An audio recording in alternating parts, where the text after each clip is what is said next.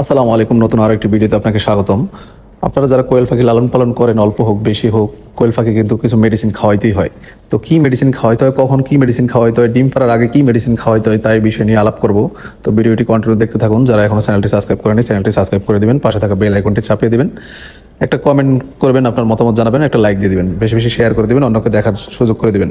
তো যে বিষয়টি নিয়ে আলাপ করতেছিলাম, আমরা আজকে কথা বলবো এখানে ডিম পাড়ার আগ মুহূর্তে, মানে মোটামুটি 25-30 দিন বয়স থেকে ডিম পাড়ার আগ পর্যন্ত কোয়েল পাখিকে কি খাবার এবং কি মেডিসিন খাওয়াইতে হয়। আসলে যে মেডিসিনগুলো না খাওয়াইলে আপনার পাখিগুলা বিভিন্ন সমস্যার কারণে ডিম প্রোটেকশন মানে ঠিকমতো আসবে না, দেরি করে ডিম আসতে পারে। তো এইসব বিষয় নিয়ে আলাপ করব। আসলে কিছু মেডিসিন আমাদের খামারে ব্যবহার করতেই হয়, যদিও খাবারের সাথে সব মেডিসিন থাকে, তারপরেও আমাদের কিছু মেডিসিন পাখিকে দিতেই হয়। কেননা এখানে যেহেতু আপনার এটা বাণিজ্যিকভাবে খামার, সেহেতু আপনাকে এই মেডিসিনগুলো অ্যাপ্লাই করে আপনার ডিম প্রোটেকশন, পাখির গ্রোথ ঠিক রাখতে হবে, না হলে আপনি লসের সম্মুখীন হতে পারেন। ঠিক আছে? তো যে বিষয় নিয়ে আলাপ করতেছিলাম সেটা, এখন আপনি কি মেডিসিন খাওয়াবেন। ধরেন আপনি নতুন খামারি, এখন আপনি 100 কিংবা কম বেশি পাখি নিয়ে আসছেন। নিয়ে আসার পরে এখন আপনি কতদিন বয়সে নিয়ে আসছেন, ধরেন আপনি বোর্ডিং কমপ্লিট কিংবা 20-25 দিন 30 দিনের পাখি নিয়ে আসছেন।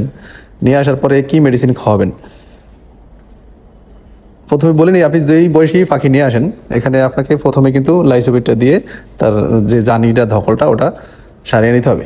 তারপরে দেখবেন পাখিগুলো কি সুস্থ সবল আছে কিনা, থাকুক আর না থাকুক, আপনি নিয়ে আইসা পাখিগুলাকে ঠান্ডার কোর্সটা করে নেবেন। এটা কিন্তু আসলে বাধ্যতামূলকই, মোটামুটি 15-20 দিন 1 মাসের মধ্যে একবার করে ঠান্ডার কোর্সটা করে নেবেন। এতে করে ঠান্ডা লাগার সম্ভাবনা থাকবে না পাখিকে, সেটা গরম হোক আর শীতে হোক, ঠান্ডার কোর্সটা সবসময় করে রাখবেন। তারপরে আপনি পাখিগুলোর সুস্থতা দেখে, যদি ভ্যাকসিন না করানো থাকে তাহলে ভ্যাকসিনগুলো খামারের সাথে তো আগে কথা বলে নেবেন, আপনি ভ্যাকসিনগুলো করে নেবেন সময় মতো। তারপরে যে ওষুধটা দিবেন, আর খাবার কি খাবেন, খাবার অবশ্যই আপনারা চেষ্টা করবেন পাখির গ্রোথ ঠিক রাখার জন্য ব্রয়লার স্টার্টার খাবারটা দিতে পারেন। এই খাবারটা খাওয়াইলে আবার একটু চর্বি জমার সম্ভাবনা থাকে, তবে এটাই এখন বর্তমানে খাওয়াচ্ছে বেশি। তারপর যদি আপনাদের সন্দেহ থাকে, আপনারা করতে পারেন সেটা, আরেকটা করতে পারেন, সেটা হলো আপনার যে সোনালি স্টার্টার আছে ওটার সাথে ব্রয়লার স্টার্টার 50-50 মিক্স করে খাওয়াতে পারেন। এতে করে পাখির গ্রোথ ঠিক থাকবে এবং তাড়াতাড়ি ডিম প্রোটেকশনের জন্য সে রেডি হতে থাকবে। কারণ পাখির গ্রোথ ঠিক না থাকলে কিন্তু পাখি দুর্বল হয়ে গেলে পরে কিন্তু ডিম আসতেও দেরি হয়। আর মেডিসিনের কথা যদি বলি, আমরা মেডিসিন কি ব্যবহার করবেন, এখানে আপনারা জিঙ্ক জিস ব্যাট এই ওষুধটা আপনারা ব্যবহার করতে পারেন। তবে এই ওষুধগুলো আপনারা চেষ্টা করবেন সকালে অথবা রাতে ব্যবহার করতে, যে কোনো এক বেলা। ঠিক আছে? অনেকে কি করে, পাখিকে ডিম পাড়ার আগেই ইসেল খাওয়ানো শুরু করে, যেহেতু আমরা জানি ডিমের জন্য ইসেল। আসলে এটা কিন্তু ভুল একটা ধারণা। পাখিকে মোটামুটি 20-30% কিংবা মানে 30-50% ডিম আসার রানিং পরে তারপরে গিয়ে ইসেলটা ব্যবহার করবেন। এবং খাদ্য ম্যানেজমেন্টটা আপনারা ডিম পাড়া পর্যন্ত কিন্তু এই খাবারটাই চালিয়ে যাবেন, তারপরে গিয়ে লেয়ার 1 দিবেন। এছাড়া কিন্তু লেয়ার 1 দিবেন না। লেয়ার 1 আপনার 30-40% ডিম আসার আগে কোনো লেয়ার 1 দিবেন না। আর যেই সময় যেই খাবারটাই চেঞ্জ করেন, ধীরে ধীরে চেঞ্জ করবেন, নতুন খাবার ধীরে ধীরে অ্যাড করবেন, তাহলে পাখি মানিয়ে নিতে পারবে।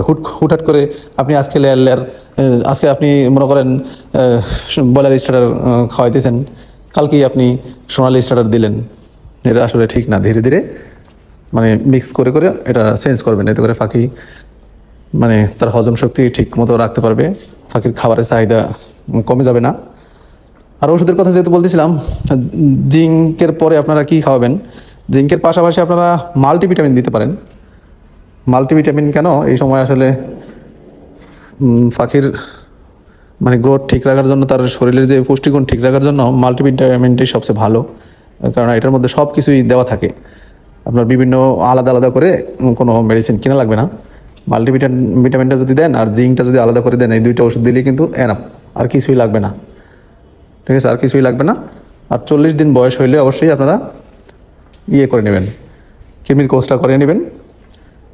আর এই অবশ্যই কিন্তু আপনারা এই জিনিসটা খেয়াল করবেন, যে সময় আপনারা এই মাল্টিভিটামিন কিংবা ক্যালসিয়াম জাতীয় যেসব ওষুধগুলো দিবেন, ভিটামিন জাতীয়, এগুলোরা আপনারা এই ওষুধগুলো আপনারা ঠান্ডার মধ্যে দেওয়ার চেষ্টা করবেন, কারণ এই ওষুধগুলো আপনার ভিটামিন ক্যালসিয়াম জাতীয়, এগুলা বিশেষ করে এই গরমে গরমের মধ্যে দিবেন না।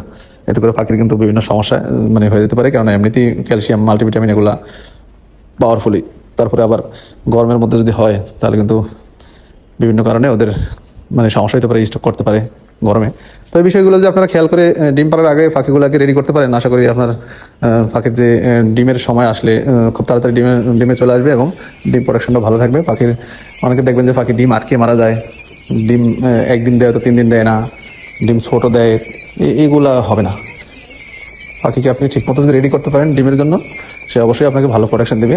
আর পর্যাপ্ত পরিমাণে পাখিকে খাবার দিবেন, যতটুকু মানে দেওয়ার দরকার, কম দিবেন না কখনো। কম দিলে কিন্তু পাখি মানে তার গ্রোথ ঠিক থাকবে না এবং সে আপনাকে ভালো সার্ভিস দেবে না। সবাই ভালো থাকবেন। আসসালামু আলাইকুম।